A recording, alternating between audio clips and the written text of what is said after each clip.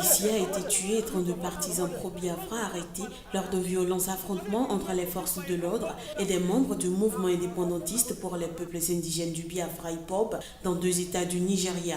Le mouvement réclame l'indépendance du Biafra et l'acquittement de Nnamdi Kanu, son chef de file, qui est poursuivi pour trahison et atteinte à la sécurité de l'État. Selon Nandi Omoni, le porte-parole de la police de Rivers, un sergent de police attaché à l'unité anti-émeute dans le quartier de Imbo à Port-Harcourt a été tué mercredi par des membres présumés de l'IPOB qui se sont emparés de son arme. Plusieurs policiers ont également été blessés et un fourgon de police brûlé lors de l'incendie qui a également laissé plusieurs policiers blessés. 9 suspects ont été arrêtés dans la foulée, a-t-il ajouté. Selon la même source, une autre attaque s'était produite mardi à l'école de police de Port-Harcourt, faisant plusieurs blessés dans les rangs de la police. 23 personnes ont été arrêtées dans le cadre de cette affaire. Une vidéo circulait par ailleurs sur les réseaux sociaux depuis mercredi, montrant de supposés militaires punissant et humiliant des partisans de l'IPOB torse nu en les forçant à ramper dans la boue et à boire par terre. Le lieu et la date n'étaient pas indiqués. En effet, l'armée a annoncé jeudi dans un communiqué qu'elle allait enquêter sur cette vidéo, affirmant que tout soldat coupable d'avoir enfreint le code de conduite devra répondre de ses actes devant la justice militaire. Nnamdi Kanu, le chef de file de l'IPOB, poursuivi pour trahison et atteinte à la sécurité de l'État, est actuellement en liberté provisoire sous caution en attendant le début de son procès à Abuja qui devrait avoir lieu le mois prochain.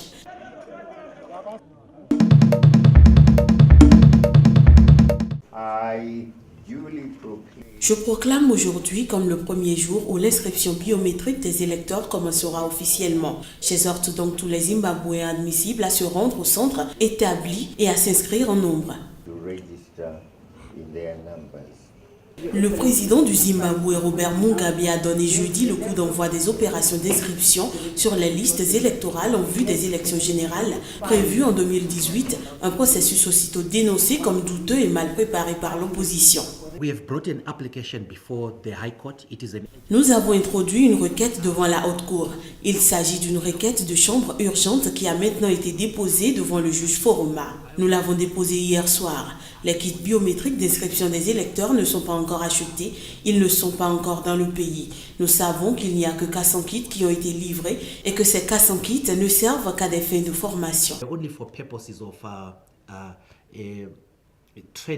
Robert Mugabe, qui dirige le pays d'une main de fer depuis son indépendance en 1980, a d'ores et déjà été investi par son parti, la ZANU-PF, comme candidat à la présidentielle. En 2013, l'ancien Premier ministre et chef de l'opposition Morgan Tsvangirai avait dénoncé les résultats du scrutin et accusé le camp du chef de l'État de fraude massive. De son côté, l'ONG Human Rights Watch avait fait état de la participation au scrutin d'électeurs décédés, mineurs ou même fictifs. Jeudi, la présidente de la commission électorale du Zimbabwe, Rita Makaro, a expliqué que tous les électeurs qui souhaitaient participer aux élections de 2018 devaient se réinscrire d'ici 15 janvier.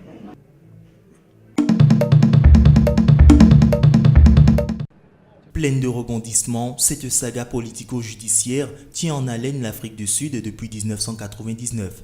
Pendant 2 jours, la Cour suprême d'appel de Bloemfontein, dans le centre du pays, va se pencher sur l'opportunité de rétablir des poursuites engagées contre le chef de l'État pour avoir touché des pots de vin en marge d'un important contrat d'armement.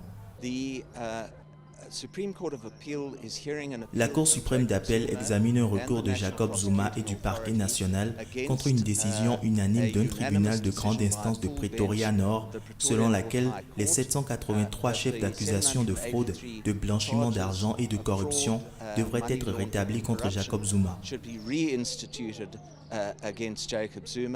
Il y a 18 ans, Pretoria signe avec plusieurs entreprises, dont le français Thomson CSF, devenu Thales, son plus gros contrat d'armement depuis la chute de l'apartheid en 1994. Le montant, énorme, frise les 4,2 milliards d'euros.